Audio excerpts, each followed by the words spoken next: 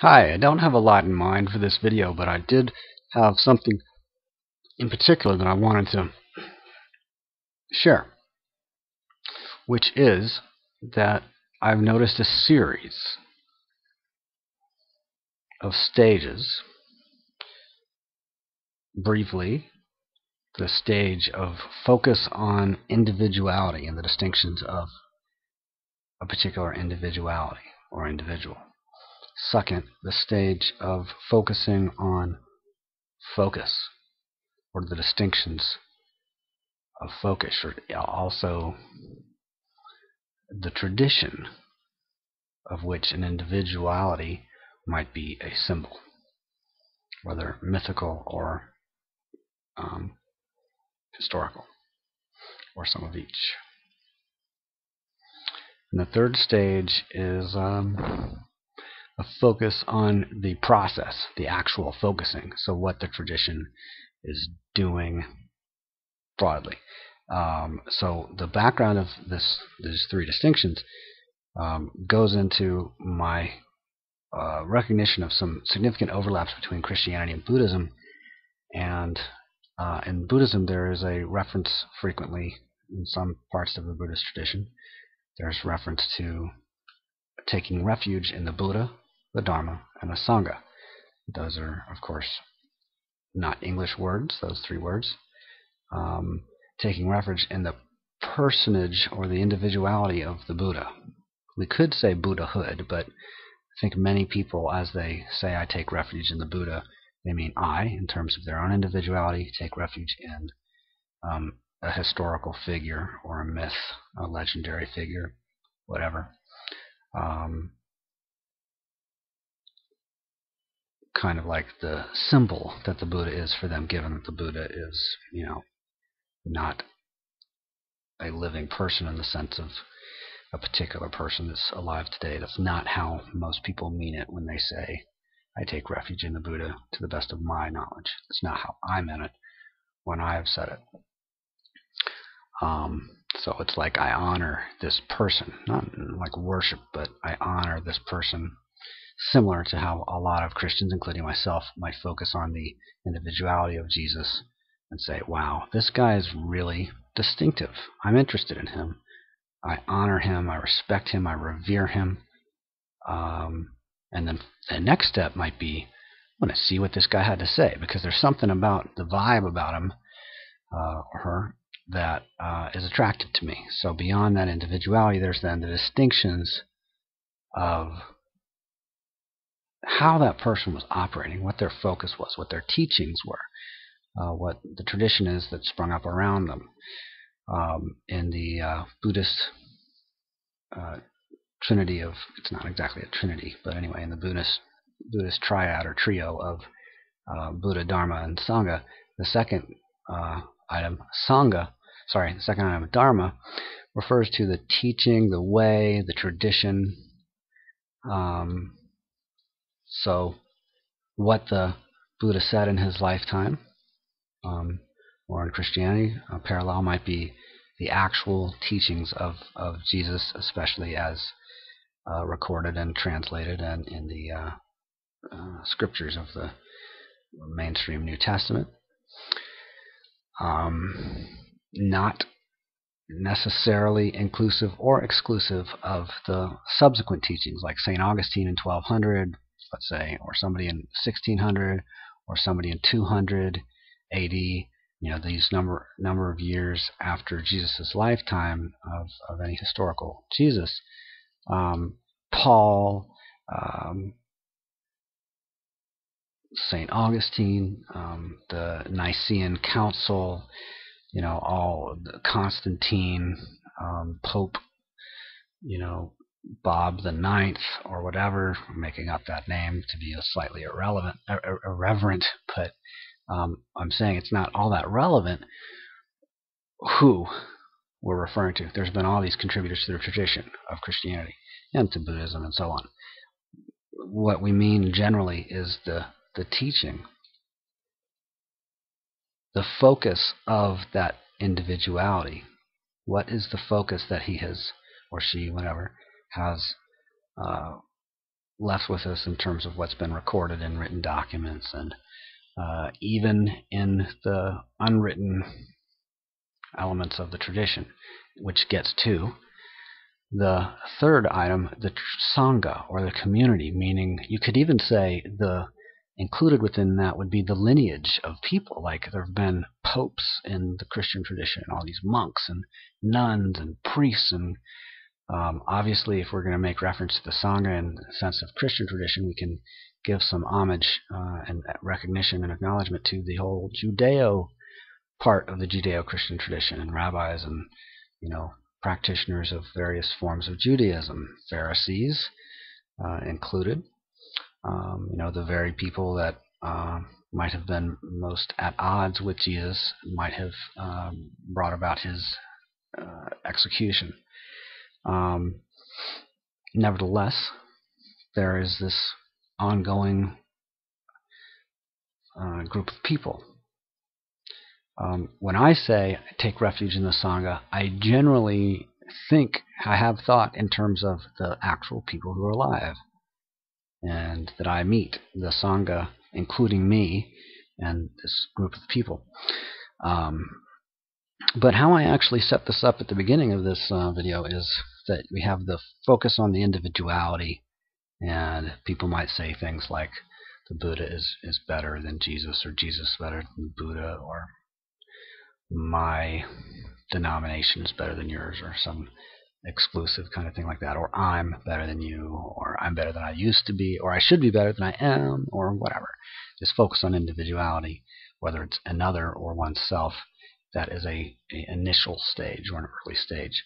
A secondary stage might be a focus on the focus, like seeing patterns, common patterns, how I operate at times and how other people operate, how I can read a proverb from the Greek mythology or the Christian tradition or a Buddhist tradition or a children's story written 5 years ago or 100 years ago, and I can see some pattern that is similar to me. Maybe some comic is up on a TV screen and tells a joke that I find funny. Something in the joke, pokes fun at me, but in a way that I really appreciate, and I laugh at it. So there's patterns of focus.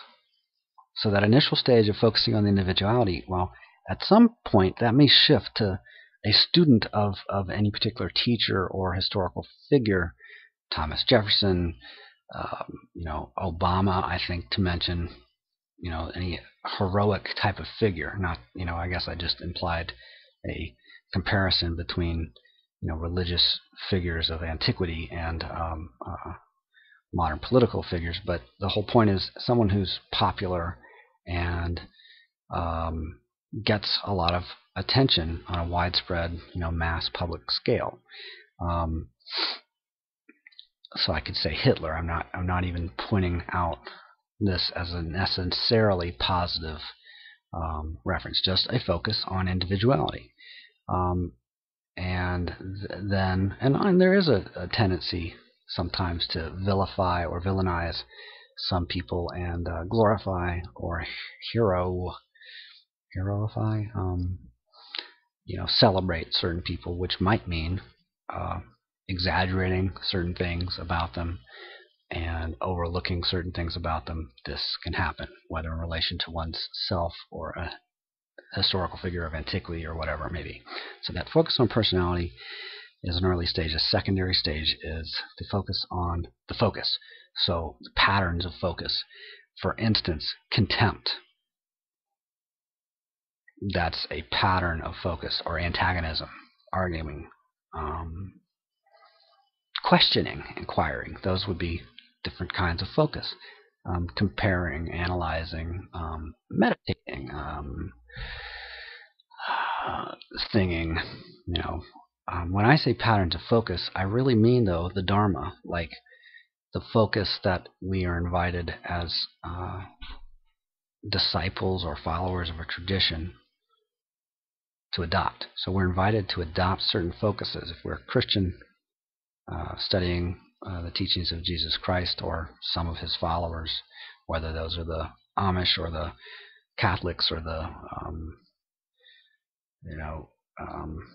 snake handlers, the charismatic snake handlers. Those are all, or Mormons, we might add as another rather distinct group. So all of those are followers of Jesus, at least in name. But they have pretty different traditions. The Quakers, another one, very different from the Catholics, let's say. So you have all these groups. What are their actual teachings? Of course, all of those groups do have some things in common, but they also have some different focus, some different teachings, some different practices. They all might call themselves Christians.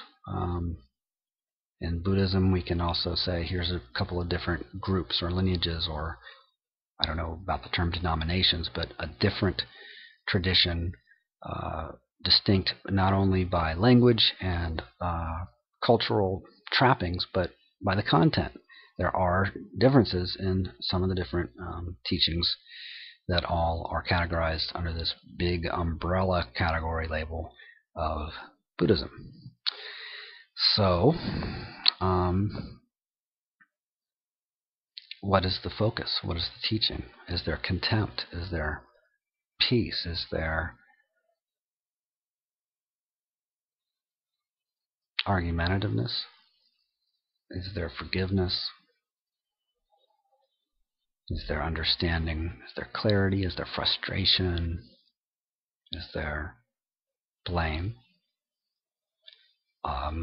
Also, some kind of more common moral distinctions. Is there honesty? Is there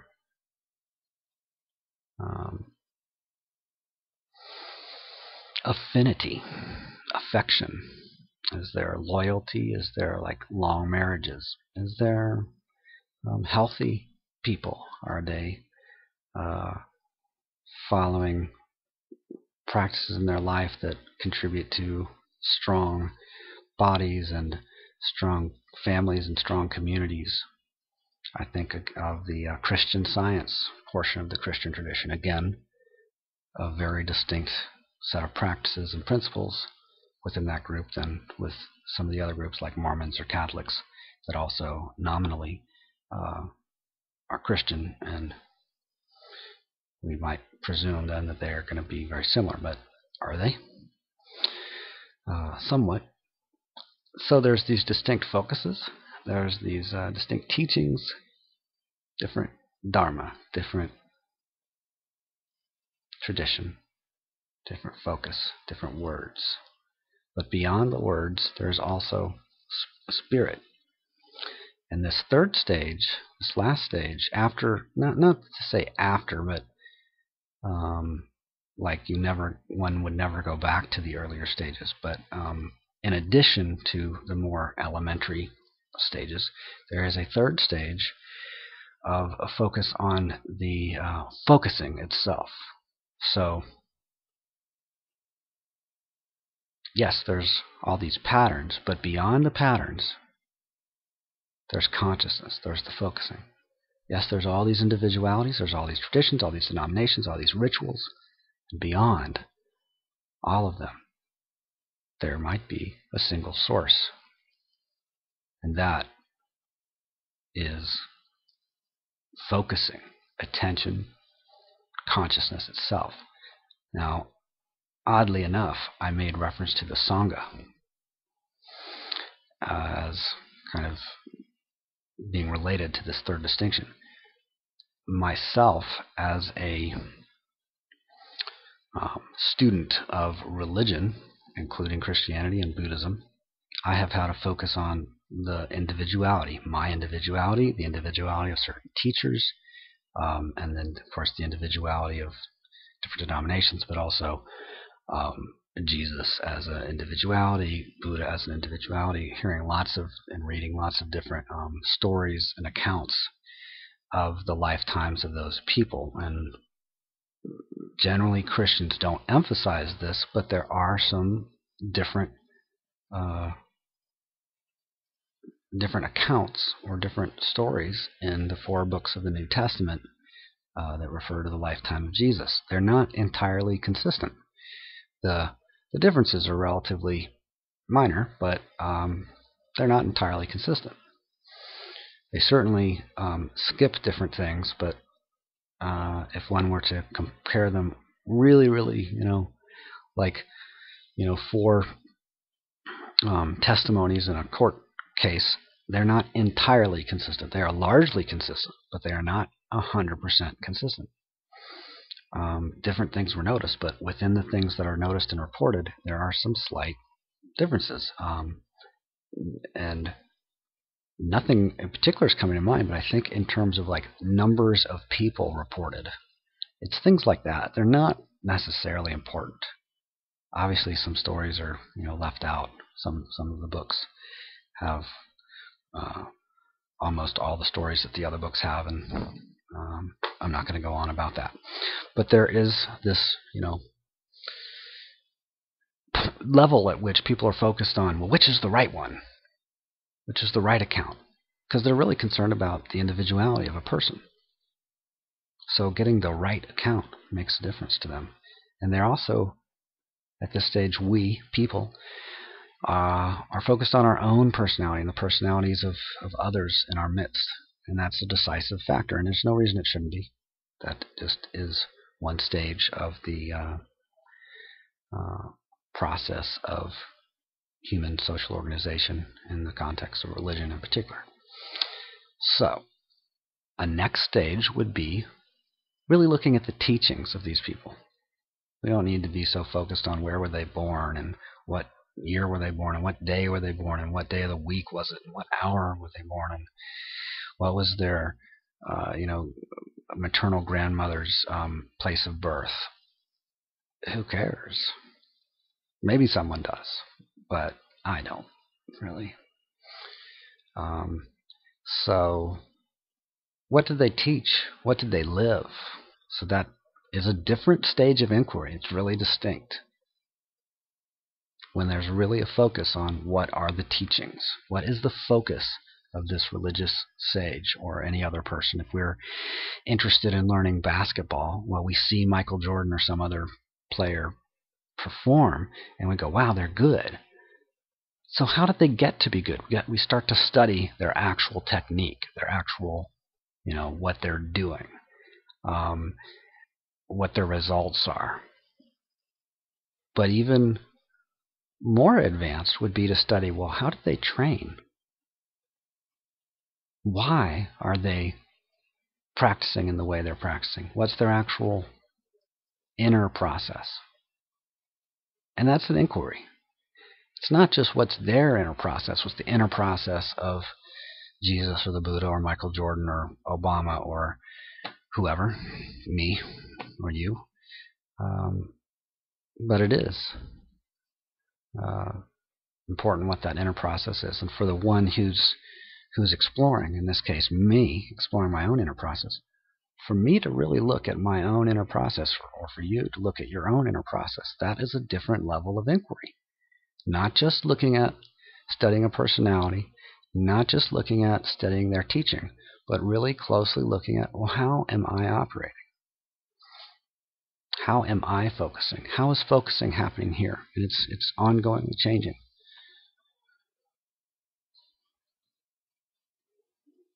So at the point at which I am a student of focusing, then I'm actually treading the path, metaphorically, that Buddha tread or that Jesus tread when they were developing spiritually. So at an initial stage, we focus on the personality. At a secondary stage, we focus on the teachings, the focus of a particular personality. And it's a matter of attachment and of commitment and distinction. I am this and not that. Jesus was that and not this, and those kinds of contrast. And beyond either of those two stages, there's a final stage of focusing on the focusing process. The attention itself, the consciousness behind all of the manifestations, all of the names, all the historical details, all of the different rituals and practices, all of the different interpretations and translations and languages and oral teachings written down and put into, the internet and printed pages and ink and all that stuff, made into videos. There's an original process, a functioning, a developing, a refocusing and focusing and refocusing. And the teachings and the rituals exist in order to develop and refine certain qualities, certain distinctions. Like I mentioned before, for instance, a clarity about contempt, a clarity about confusion, a clarity about blame and antagonism, a clarity about grief, any number of things. So there is a process by which the clarity about these human qualities actually is available even when those qualities are present. Someone else can be angry or sad or terrified, and in the midst of that I can be clear and be part of the refocusing process. In my own case, if I am terrified or angry or sad, grieving, I can witness the natural developing of those processes. Anger as an expression of life. Joy as an expression of life. Anger as a focus. It's not me, what I really am. I'm the focusing and the attention and the consciousness through which anger arises, or joy arises, or grief, or gratitude. So, peace, confusion, distress, those are all fruits of a single tree. That tree being a human life, in this particular case, a human life. So there's something available behind and beyond all of those temporary developments and qualities that can arise and fall. There's something beyond all that. Something beyond the ego that is attached to some of them and resistant or repulsed by others, or really, I would say, the ego that repels some of them or rejects some of them or judges some of them, restricts some of them, constricts some of them. It's totally appropriate sometimes for an ego to suppress certain human qualities and nourish and cultivate certain others, isn't it? Well, it actually happens. So, by virtue of it actually happening, I suggest it's natural. What isn't natural? It's a little bit of a challenge to people who throw out the word unnatural. What is unnatural?